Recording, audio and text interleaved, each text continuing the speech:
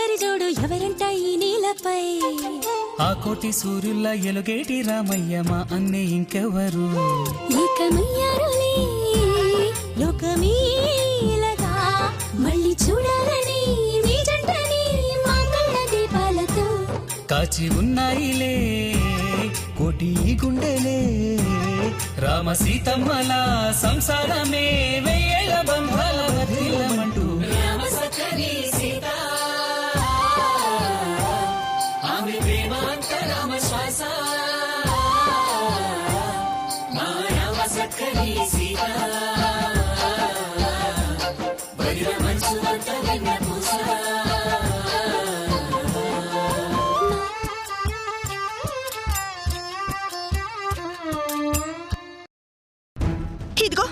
ఇదిగో ఇలా చెప్పి నమ్మించే నా కాపురంలో నిప్పులు పోసారు కదా.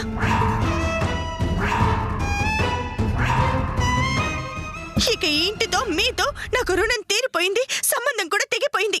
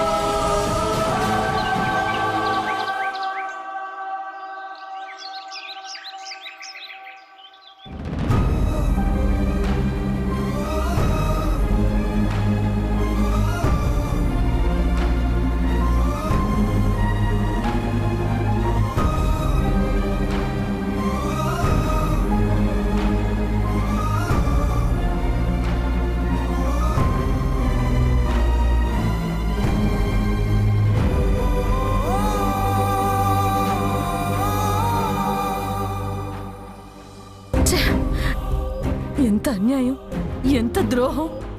రామరాజు గొప్పవాడు అనుకున్నాను. అతని తమ్ముళ్ళు అన్నకు తగ్గ గుణవంతులని సంబరపడ్డాం. కానీ మేకతోలు కప్పుకున్న తోడేళ్లలాగా కుటుంబం అందరూ కలిసి నా మనోరాలికి అన్యాయం చేశారు. మసిపూసి మారేడుకాయలు చేశారు. రామరాజేమో చేసిందంతా చేసి సమాధానం చెప్పకుండా కూర్చున్నాడు. తన తమ్ముళ్ళేమో చెల్లెలని చెప్పి మాయ చేశారు. తీరా చూస్తే అదేమో నేను పెళ్ళాన్ని అంది. దాన్ని ఎలా ఇంట్లో ఉంచుకున్నారు? ఊరికి పెద్ద మనిషి అయ్యుండి ఆ మాత్రం బుద్ధుండొద్దు.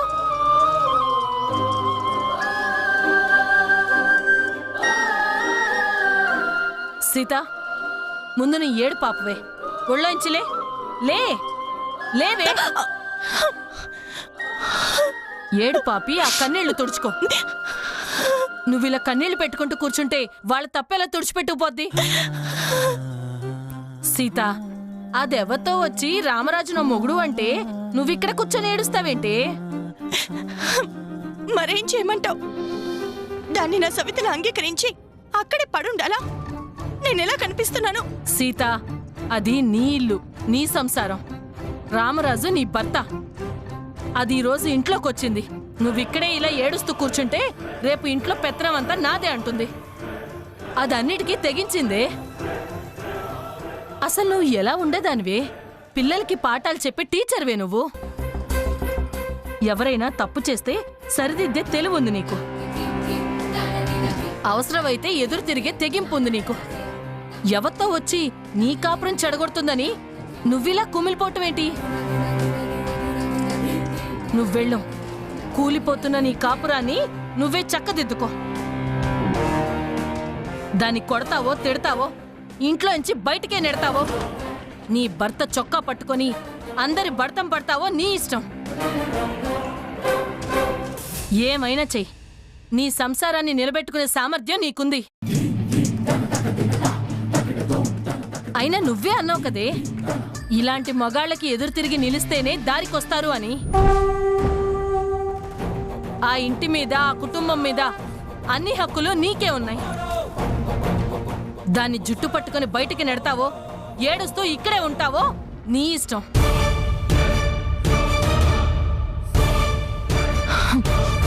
అర్థమైంది బామ్మ. ఇప్పటిదాకా దానికి నా భర్తకి ఉన్న సంబంధం ఏంటో తెలీదు. ఇప్పుడు తెలిసింది.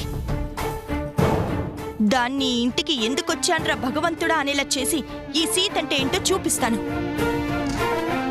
నా కాపురాన్ని, నా కుటుంబాన్ని నేను కాపాడుకుంటాను. అది కదా నా మనవరాలంటే.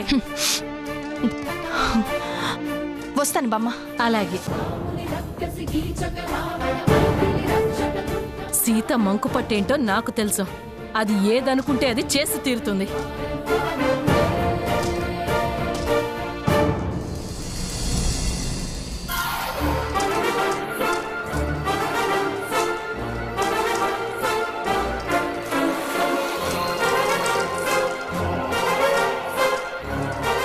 బట్టలు సర్దుతున్నావేంటి దాక్షాయిని?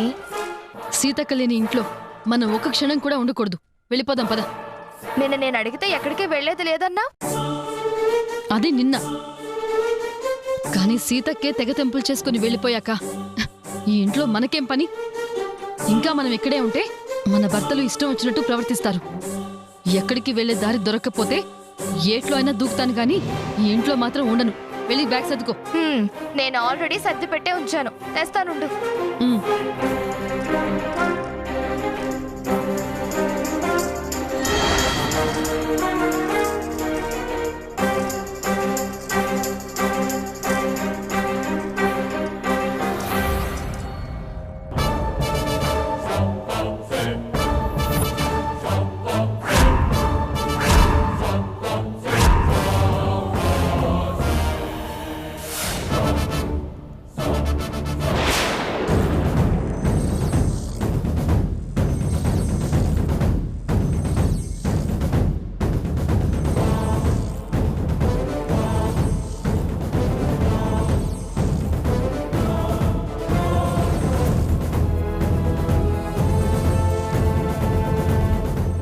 బ్యాగులతో ఎక్కడికి బయలుదేరారు దాక్షాయిని? ఎక్కడికి వెళ్తున్నామని అడిగే హక్కు మీకు లేదు. మేం తాళి కట్టిన భర్తలం, మేం కాకపోతే ఇంకెవరు అడుగుతారు? అసలు ఇంట్లో తాళికి విలువంటూ ఉందా? భార్యకి గౌరవం ఉందా? మీ అన్నయ్య చేసిన బాగోతానికి ఒక్క నిమిషం కూడా మేము ఈ కొంపలో ఉండం. సీతకి లేకుండా ఎలా ఉంటాం? అలా అనకొదినా.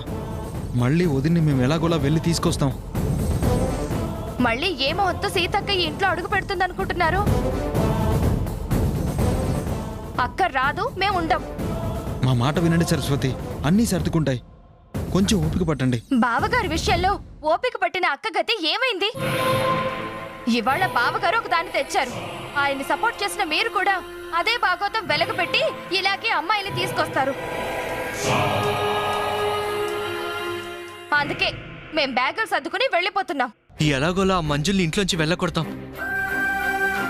పెద్దొద్దుని వెనక్కి తీసుకొస్తాం. వెళ్ళొద్దునా? వర్స్ట్ ప్లాన్ వేసి ఆ మంజులని ఇంటికి తీసుకొచ్చింది మీరు. ఇప్పుడు వెళ్ళగొడతామని చెప్తే మేము నమ్మి సిగ్గు లేకుండా ఇక్కడ ఉండాలా?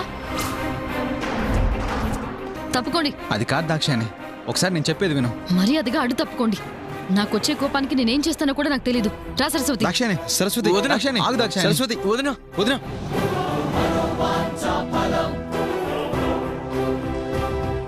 దాక్షాయిని ఆగు. సరస్వతి, నేను చెప్పేది విను.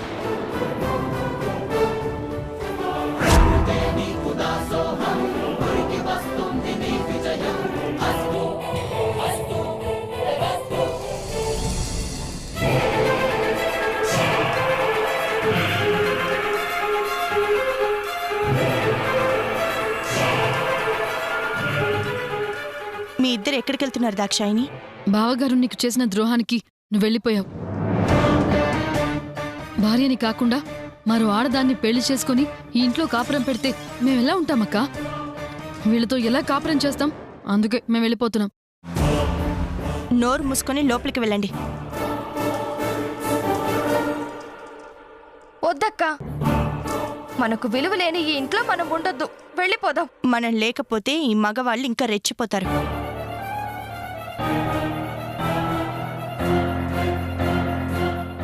మన కాపురాన్ని మనమే చక్కదిద్దుకోవాలి. మన మొగుళ్ళని మనమే దారిలో పెట్టుకోవాలి. ఏం చేయాలో నేను చెప్తాను, ముందు లోపలికి పదండి. అక్క, అది కాదక్కా. ఇంకేం మాట్లాడొద్దు. ముందు లోపలికి వెళ్తారా లేదా? పద సరస్వతి, లోపలికి వెళ్దాం.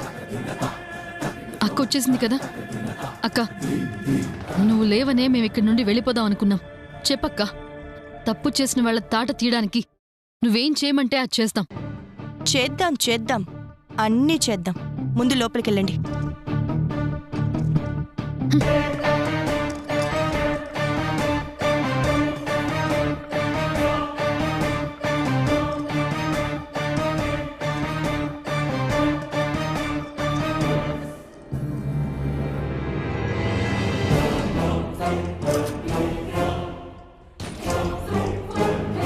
అన్నయ్య, వదిన వెనక్కి తిరిగి వచ్చిందంటే ఏం జరుగుతుందంటావు? మనల్ని క్షమించినట్టేనా? రై, అన్నయ్య నాన్న క్షమిస్తుందేమో కానీ మనల్ని మాత్రం క్షమించదురా. అవును, ఇప్పుడేంటి మనం ఆ నాటకాలు దాన్ని వదినా అని పిలవాలా? ఛీ! ముందు పదరా, తర్వాత ఏం చేయాలో ఆలోచిద్దాం. పదం పద.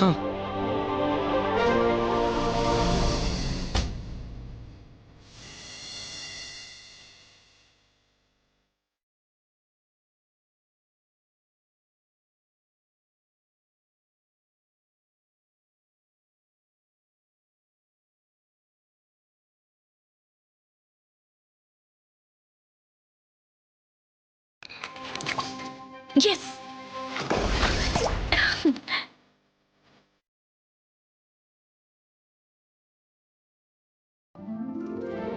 మళ్ళీ అక్క తిరిగొచ్చి ఇలా దేవుడి ముందు దీపం వెలిగిస్తుందని అనుకోలేదు దాక్షాయిని. అవును సరస్వతి, కానీ అక్క గుండెల్లో బాధతో ఎన్ని సముద్రాలు ఘోషిస్తున్నాయో, ఎన్ని అగ్నిపర్వతాలు బద్దలవుతున్నాయో, పైకి మాత్రం మామూలుగా ఉంటుంది. ఆ అక్క ఓర్పుకి చేతులెత్తి దండం పెట్టాలి. తనకి మనం తోడున్నామని ధైర్యం చెప్పాలి. పద. మంజులా, మంజులా, ఒకసారి ఇలా రామ్మా.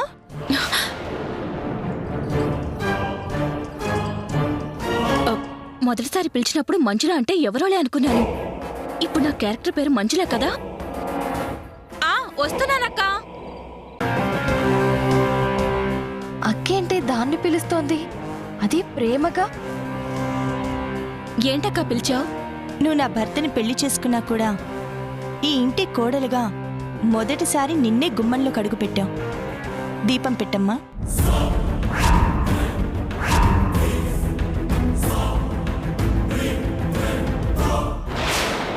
నేనా? అవునమ్మా, నువ్వే. కొత్తగా వచ్చిన కోడలు దీపం వెలిగించడం ఈ ఇంటి ఆచారం.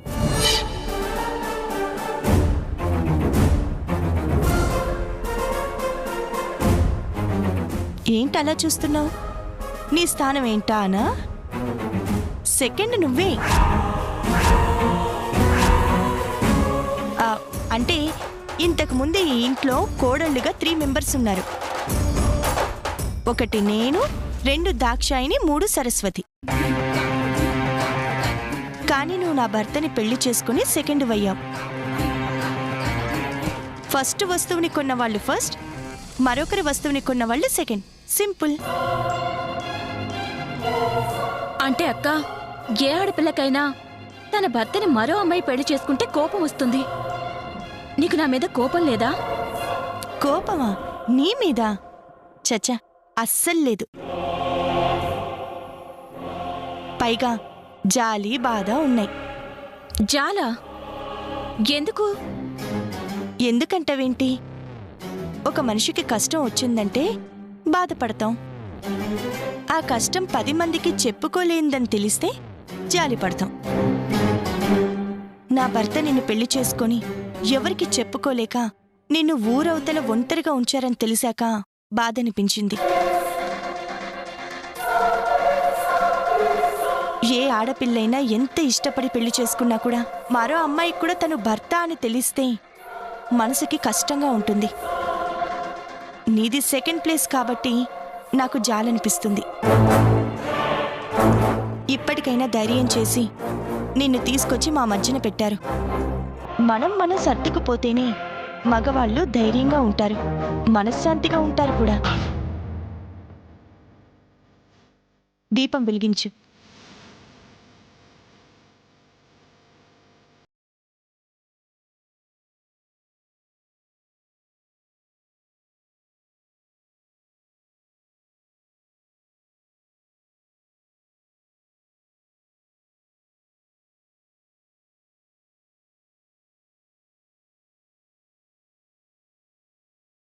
చూడమ్మా మంజుల, నువ్వు సెకండ్ వన్న బిడియం మనసులో పెట్టుకొని ఇంట్లో బిగ తీసుకుని కూర్చోనక్కర్లేదు. అందరితో ప్రేమగా ఉండు, అందరినీ కలుపుకొని పో. నీకేం కావాలన్నా చనువుగా తీసుకో, వాళ్ళకి కావాల్సింది కూడా ఇవ్వు, సరేనా? నువ్వు ఇలా సపోర్ట్ చేస్తావనుకోలేదక్కా. నువ్వు తోడుంటానంటే నేనేమైనా చేస్తాను. నా సపోర్ట్ నీకెప్పుడూ ఉంటుంది. అంతేకాదు, బీరువాలో నా చీరలున్నాయి, అవి కూడా నువ్వు స్వేచ్ఛగా వాడుకోవచ్చు. ఏ చీర కావాలంటే ఆ చీర తీసుకుని కట్టుకో. థ్యాంక్ యూ అక్క, థ్యాంక్ యూ సో మచ్. నువ్వింత స్వేచ్ఛనివ్వడం నాకు చాలా సంతోషంగా ఉంది. నువ్వు చెప్పినట్టే చేస్తాను.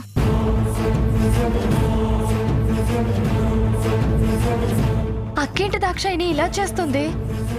దానితో దీపం పెట్టించింది, స్వేచ్ఛగా ఉండమంటుంది, ఆఖరికి చీరలు కూడా వాడుకోమని చెప్తోంది. వామ్మో, నాకు మొత్తం కన్ఫ్యూజన్ గా ఉంది.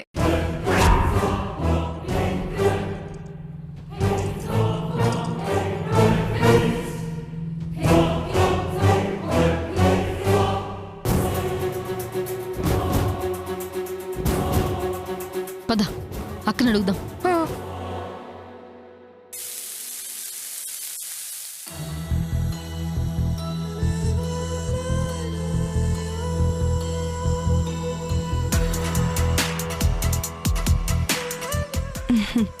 Good morning.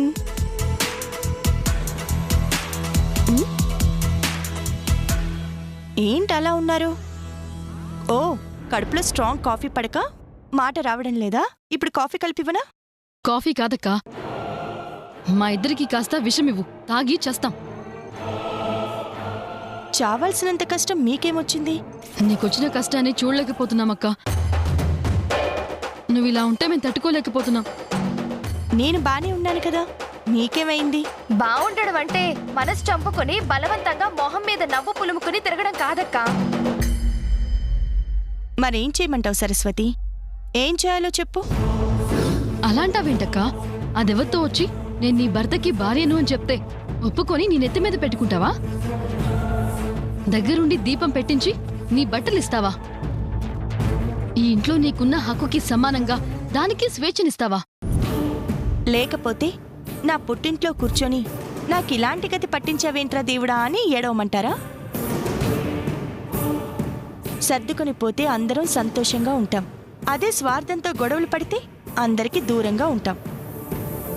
సర్దుకుపోవడానికి అదేమన్నా మన ఇంటికి వచ్చిన చుట్టం అనుకున్నావా అక్క?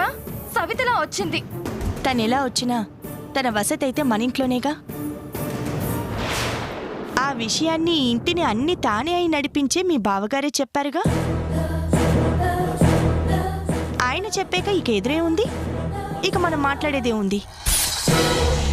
నేనొచ్చిన కారణం తెలిసి నాలో మార్పు తెచ్చిన దానివి బావగారిని కూడా ఎదిరించి సరస్వతి జీవితం నాశనం కాకుండా అడ్డుపడి దానికి ఒక జీవితాన్నిచ్చిన దానివి నువ్వేనా ఇలా మాట్లాడుతోంది? ఇది నీ మంచితనం అనుకుంటున్నావేమో కానీ కాదక్కా, పిచ్చితనం. అవును దాక్షాయిని, నిజంగా నేను పిచ్చిదాన్ని. అందరూ బాగుండాలని పిచ్చితనం నాది. అందరూ నా వాళ్ళు అనుకునే పిచ్చిదాన్ని నేను. అందుకే నా మరుదులు ముగ్గురు వచ్చి మీ బావగారు సంబంధం పెట్టుకున్న ఆడిది చెల్లెలని చెప్తే చెప్పింది నా బిడ్డలే అని నమ్మి పిచ్చిదానిలాగా ఇక్కడికొచ్చాను. కానీ అన్నయ్యకి సపోర్టుగా నన్ను మోసం చేశారని నేను తెలుసుకోలేకపోయాను. అలా అని దాన్ని బావగారికి రెండో పెళ్ళంగా అంగీకరించి అలానే ఇంట్లోనే ఉంచుతావా అక్క? వెళ్ళగొట్టే అధికారమే నా చేతుల్లో ఉంటే నేనెందుకు ఇల్లు వదిలిపెట్టి బయటికి వెళ్ళిపోతాను? మళ్ళీ ఇక్కడికెందుకు వస్తాను? అయినా ఆ మంజుల మంచిది కాబట్టి మీ భర్తలు చెల్లి అని అబద్ధం చెప్పి నాటకం ఆడమన్నా నేను రామరాజు గారి భార్యనని ధైర్యంగా నిజం చెప్పింది.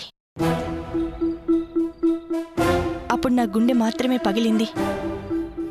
కానీ తను కూడా భార్య అయ్యుండి చెల్లి అని అబద్ధం చెప్పుంటే, తర్వాత ఆ నిజం నాకు తెలుసుంటే నా గుండె ఆగిపోయేది.